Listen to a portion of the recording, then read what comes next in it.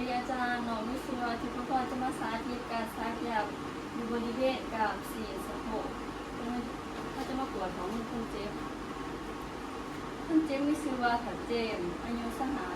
ปีบ้านสุขุมาเมืองสุขุมาแขวงจำปาสักคุณเจมนี่แม่นอยู่ห้องเบอร์3เตียง2มีอาการไข้ขึ้นเขาจะมาซักยาลงไข้ตอนนี้เขาจะมาล้างมือก่อนของนะคะคุณเจม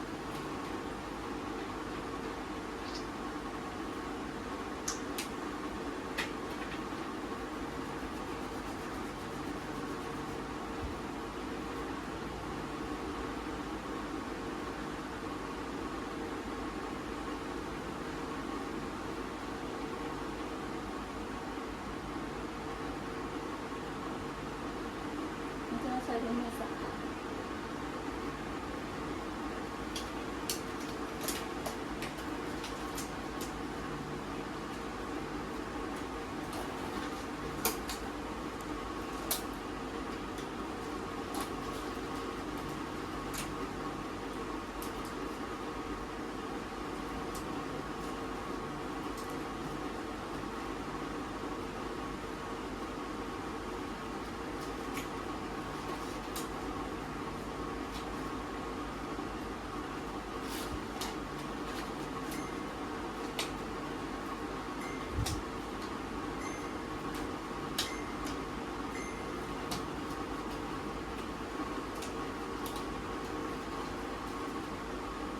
ใส่มือเดี๋ยวเขาจะเข้าไปทักทายเทปเพื่อ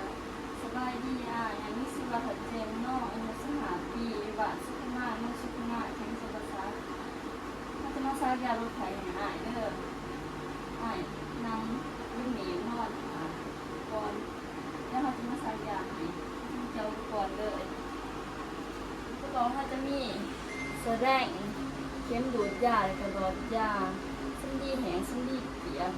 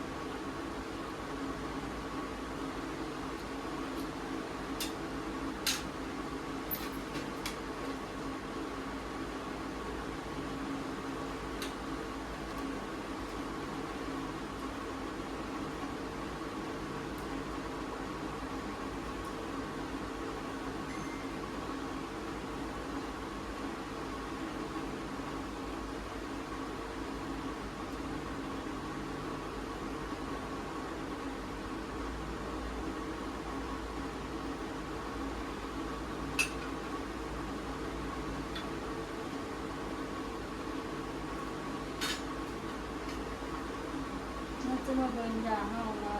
เบิ่งวันหมดอายุยังบ่ทัน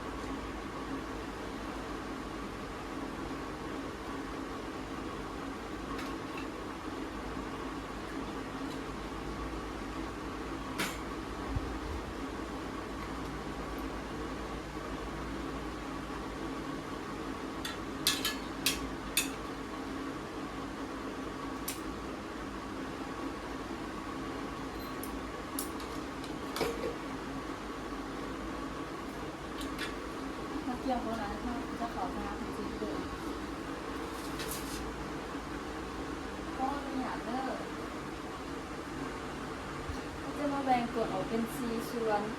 ก็จะซักเบื้องเทิงทั้งหลานหนอก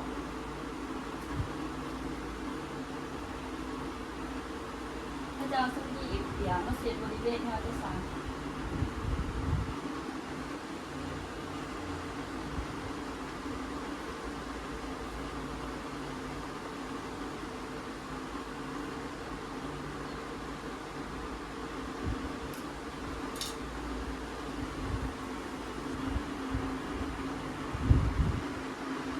จะแทงลงไปซื่อ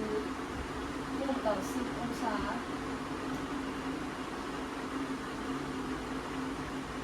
ถ้าจะดูมาดูงานที่เดี๋ยวเอามาบอลถามองเงินไหล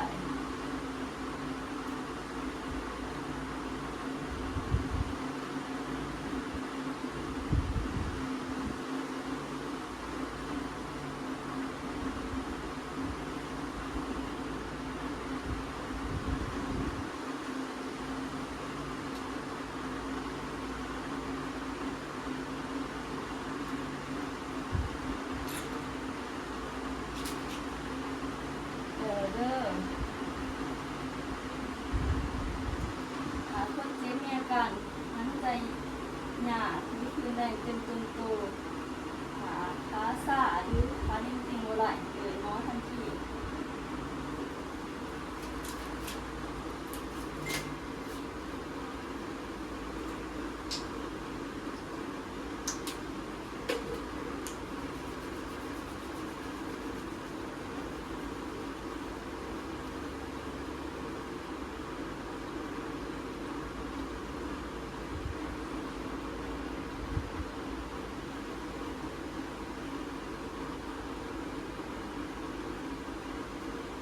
การสาธิตการซักยาบริเวณการเสียต้องทำกับเพื่อนๆทางนี้เข้าใจ